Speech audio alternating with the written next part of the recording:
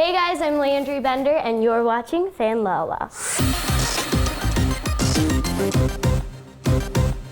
Best Friends Whenever is a new show about two teenage girls named Sid and Shelby.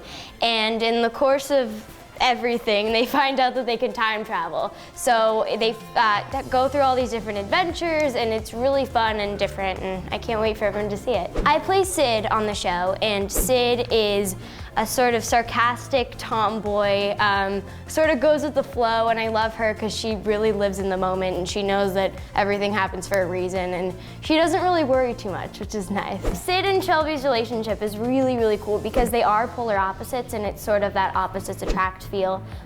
Shelby's very preppy and put together, and Sid is very lazy and just wants to lay around all the time, but they go together because, you know, they bring out the best in each other, which is awesome. Some of the other characters on the show are Barry, and he is our next door neighbor who sort of gets us into the whole craziness of time travel. He's a scientist kind of thing, so he has his little lab in his backyard, and he sort of gets us into all this trouble. And then Naldo's his best friend, and they sort of have that opposites attract feeling too.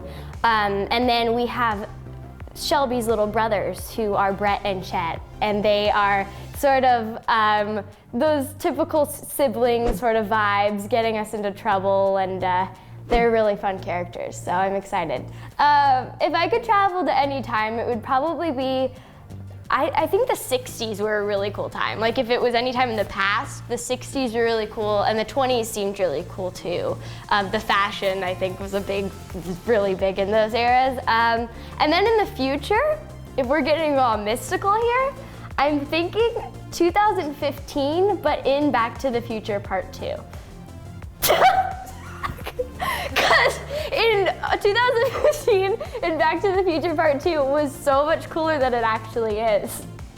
Because it was like hoverboards, it was really cool.